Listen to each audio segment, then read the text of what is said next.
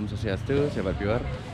Hari ini kita akan melakukan perjalanan atau menjelajah dan menelusuri lebih jauh tentang Pura Agung Gunung Raung, Desa Pengaman Raja, Sataro, dan lainnya. Jadi Pura Agung Gunung Raung ini merupakan kayangan jagat ya. Jadi seperti apa, linggih apa saja yang ada di sini, seperti apa di Jeruan, kita telusuri lebih jauh. Ayo ke Jeruan. Jadi sebelum lanjut, mohon beri dukungan untuk subscribe di channel saya ini, tinggalkan komentar dan tekan tombol like. Yuk.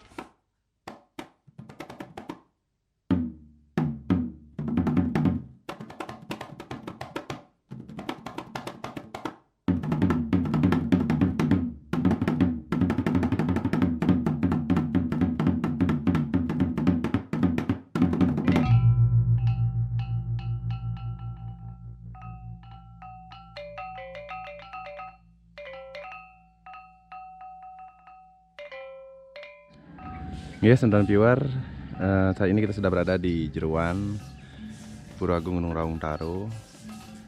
Jadi konsesi pura ini adalah konsesi pura kuno karena memang pura sangat kuno sekali. Itu terdapat konsep Jeruan dan Jabo saja. Jadi setelah masuk Jeruan itu ada dua Jeruan, Jeruan Dangin dan Jeruan Dauhan, atau Jeruan sisi timur dan Jeruan sisi barat. Kemudian ini adalah Jeruan sisi timur. Di sini terdapat sebuah balai agung yang sangat panjang sekali, yang menurut cerita dan keyakinan masyarakat kami ini dibawa oleh pengikut beliau, Ida Yang Mahayogi Marsi Makandia. Bisa kita lihat di Desa Pengaman Raja saat ini sedang berlangsung upacara atau upacara hari agung di pura dalam persimpangan. Yang esok hari adalah hari terakhir prosesi upacara sana, yaitu penyenuk. Kemudian akan dilanjutkan dengan karya Buddha Klion Hugu di Pura Agung Gunung Raung di sini. Sehingga prosesi untuk hari ini di Kramo di sini memiliki sebuah tradisi unik, yaitu mengaturkan banten teganan. Dengan catatan bagi Kramo atau warga yang memiliki anggota keluarga yang masih ada kematian yang belum diaben, maka tidak membuat teganan.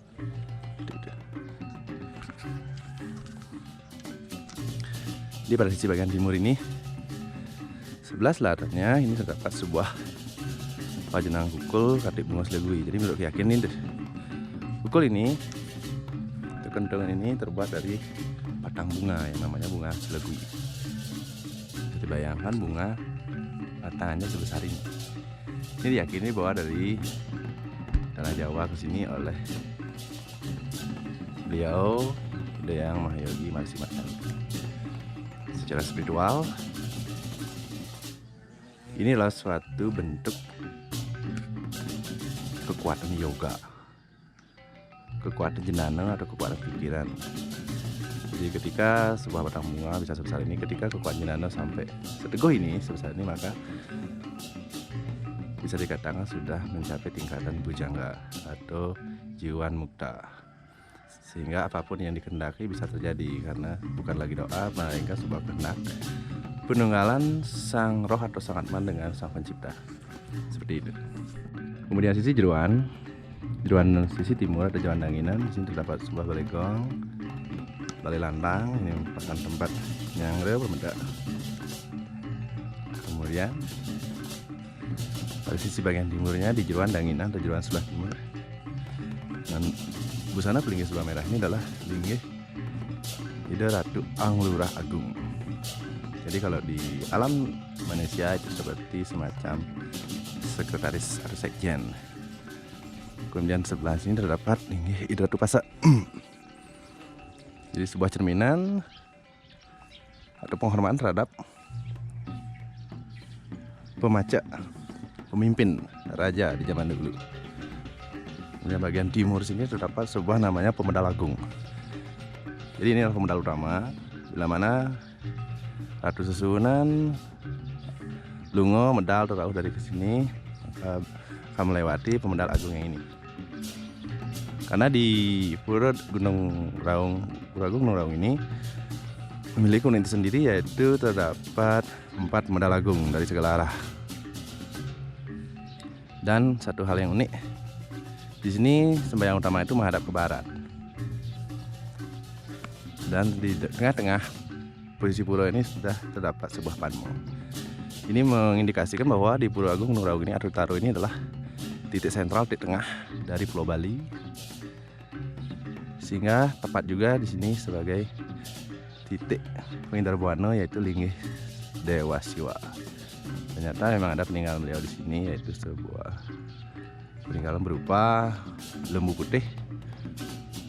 Bagi yang pejantan disebut dengan bagus, untuk yang betina disebut dengan siluh. Jadi hewan sangat disucikan sekali, merupakan peninggalan dari Ida yang Mahyogi Marsimakani. Kemudian pada Jeruan Dangin sini, posisi sebelah kanan ya dari Pemedal Agung ini terdapat linggih juga, yaitu pura dalam Merua Bumi. Jadi seperti dalam kita di alam nyata, ini semacam rajanya pengadilan seperti itu. Tentang memutus sebuah kebenaran di sini dilakukan. Kemudian sebelah sana terdapat sebuah balik kukul ya. Balik kukul. Dan kita coba telusuri ke Jeruan Dauhan ya. Dan ini adalah Pemedal dari sisi utara. Di terdapat satu candi. Nah, sebelah timur itu ada juga candi kecil untuk Pemedal ya. Sebelah kanan, sebelah barat juga terdapat candi untuk Pemedal bisa tangga ke Jeruan. Dan di sini ini terdapat sebuah balikong ya.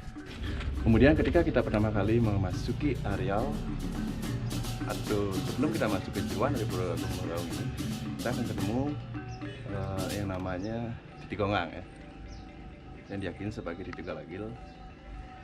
Itu seperti ini. Jadi sini semacam filtrasi gaib ya, antara kekuatan buruk dan kekuatan positif. Jadi sebelum kita masuk ke tempat suci, di sini akan difiltrasi. Jadi di pura ini terdapat 2 titik gongang atau titik galagil di sebelah utara. Kemudian di sebelum memasuki pura dari arah selatan, nanti kita lihat.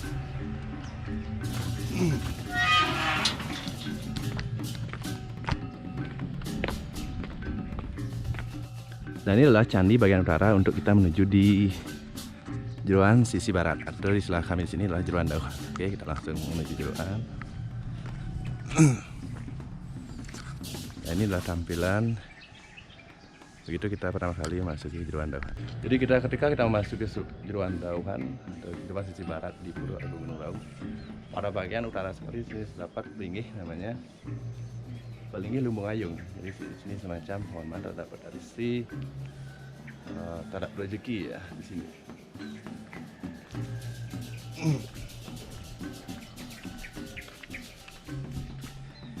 Kemudian sisi paling timur dari Jeruan sebelah barat Jeruan Dauhan sini terdapat sebuah namanya Balai Pingit. Balai Pingit. Jadi sini sangat dikeramatkan sekali. Di Pemedal dilarang duduk-duduk di bataran pura ini. Nah, inilah balai yang sangat dikeramatkan. Itu sebelahnya Balai Pingit. Di sini juga pemujaan terhadap Sang Haji Saraswati seperti itu. Kemudian begitu kita masuk ke areal Jeruan sisi barat ini, sini kita akan menemukan sebuah patung ya. Jadi patung ini adalah simbolisasi dari manifestasi beliau, Ida Yang Mahyogi Marsimakani ya. Kemudian sisi belakang patung ini terdapat sebuah gundukan. Dan kenapa terdapat sebuah tumbuhan? Ini sebagai bentuk historikal bahwa perjalanan beliau tetap menghormati alam di sini. Dan secara filosofi etika kita kehidupan sekarang, dimanapun kita harus tetap melestarikan dan menghormati alam semesta seperti ini. Kemudian pelinggih yang ini, pertama kali kita masuk Jeruan sisi barat, kita akan menemukan sebuah pelinggih. Inilah pelinggih pada Ida yang bertanah di Gunung Agung. Kemudian sebelah ini di sini terdapat Meru 2, ada tumpangnya 1. Inilah pelinggih Gunung Sari ya. Kemudian sebelah baratnya di sini terdapat sebuah pelinggih juga. dengan satu meru. Ini adalah Pelinggih Gunung Lebah Batur. Kemudian sebelah baratnya lagi inilah Pelinggih Ida Betara Gunung Batu Karu. Sebelah baratnya lagi ini adalah Pelinggih Taksu ya. Jadi untuk mohon karisma diri, apapun profesi kita bisa mohon di sini. Kemudian di sebelah barat saya ini adalah bangunan Pelinggih berada di sisi paling barat di Jeruan Dawan atau Jeruan sisi barat. Kemudian di sini terdapat Meru Tumpang 3 atau Meru Tumpang 3, Tumpang Telu istilahnya. Ini adalah Pelinggih Ida Betara Mas 5. Nah, kita bergeser ke selatan lagi. Di sini juga terdapat Meru Tumpang 3. Ini adalah Pelinggih Ida Maharesi Mahayogi Marsi Markandia. Kemudian di sini ada bangunan Pelinggih dengan busana merah dengan satu penyangga. Di sini adalah Pelinggih Ida Ratu Unar Anit. Kemudian pada posisi bagian timurnya, di sini ada sebuah bangunan menghadap arah pajak angin ya. Kalau di sini, ini namanya Pelinggih Dasar ya. Di sebelah timur sini terdapat sebuah Pelinggih dengan sakral yang sangat banyak. Inilah Pelinggih Kemulan Agung. Jadi sebelum kita melakukan aktivitas ngayah atau apapun, kita harus memohon restu di sini dulu, sembahyang menghadap timur sini. Kemudian sini adalah Pelinggih utama. Kami menyebutnya di sini adalah Pejenangan Magang. Magang itu artinya besar. Itu Pelinggih dengan Meru Tumpang 3 sebagai simbolisasi Sang Hyang Tribhudusa, penguasa ketiga alam semesta. Ini adalah Pelinggih Ida Betara Gunung Raung Sugro Pegulun. Oke, kita menuju bagian selatan.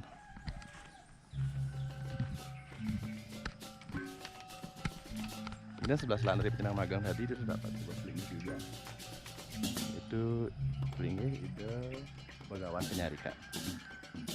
Kemudian sebelahnya lagi adalah pemujaan terhadap penguasa rezeki atau Pelinggih Ida Betara Rambut Besar. Kemudian paling selatan sini terdapat satu Pelinggih besar lagi, satu itu dengan Meru Tumpang 3. Itu Pelinggih kepada Ida Betara Ulumi Mas Jeti ya. Ulumi Mas Jeti.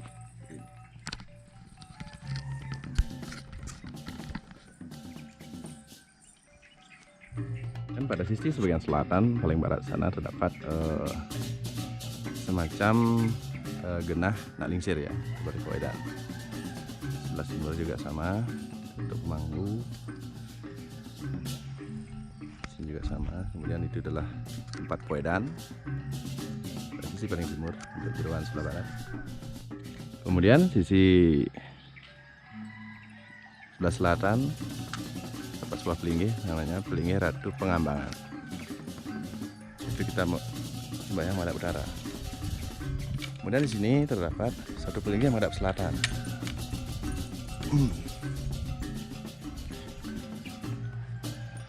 Jadi kita lihat.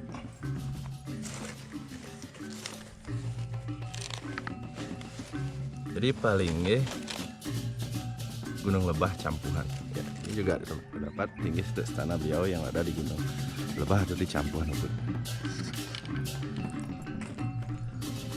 Kemudian pemedal di sini adalah pemedal kedua untuk kita menuju Jeruan sisi timur atau Jeruan Danginan, dan atau kita akan menuju Jabo ya. Dan ini adalah Padma ya. Jadi di konsumsi Padma ini dibangun sekitar era 90-an ya kalau tidak salah. Dengan posisi Padma sini adalah berada di tengah. Jadi ini sebuah simbol bahwa pura ini adalah linggih Batara Siwa atau Dewa Siwa. Kemudian di timur sini terdapat Pelinggih Bali Pegat namanya. Bali Pegat Inilah Padma Sana sebagai istana Dewa Siwa atau Sang Yang Dewasa.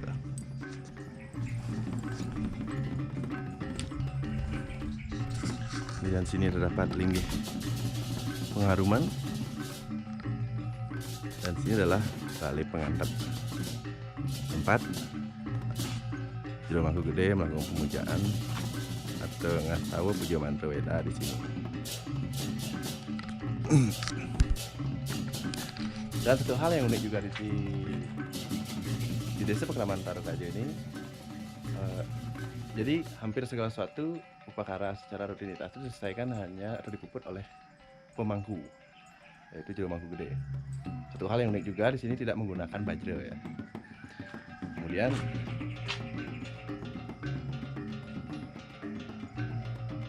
secara ritual menggunakan Trisedako atau lingsir itu sekitar era-era yang masih bisa saya ingat ya, tepatnya saya kurang pasti tahun berapa.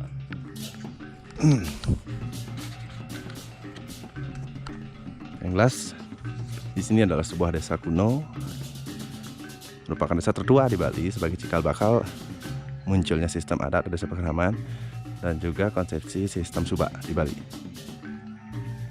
Sehingga di sini merupakan desa tua dengan tradisi unik atau desa unik yang kental sekali sampai saat ini, yang masih kami lestarikan hingga saat ini, dan mudah-mudahan akan tetap ajak sampai generasi kapanpun. Karena keunikan dari kami di sini adalah sebuah identitas ya. Kita akan melihat terdapat dua masih pelinggih di jeruan sisi timur. Ini ada linggih yang menghadap utara. Ini adalah linggih Bathari Sri atau Bathara Sri.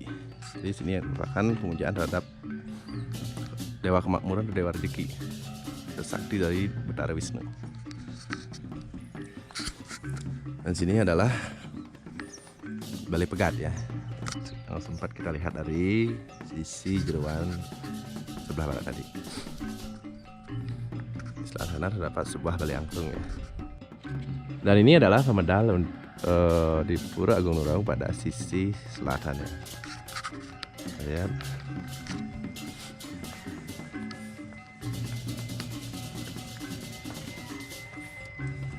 Jadi pada sisi selatan sini tempat atos ya, yang ratos. Sebelah timur ada Prantanan, di sana ada Balai Pesantian. Kemudian kita kembali menemukan sebuah tiga lagi titik gonga. Seperti saya jelaskan tadi, di sini memiliki dua sisi titik gonga atau tiga lagi, sisi utara, sisi selatan. Sebagai filtrasi secara skala dan iskala, kekuatan positif dan kekuatan negatif. Jadi sebelum masuk ke tempat suci kita akan difiltrasi di sini ya, seperti itu.